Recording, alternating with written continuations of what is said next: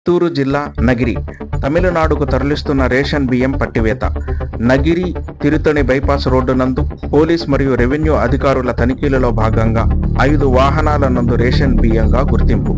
తమిళనాడుకు తరలించడానికి సిద్ధంగా ఉంచిన 13 టన్నుల బియ్యం.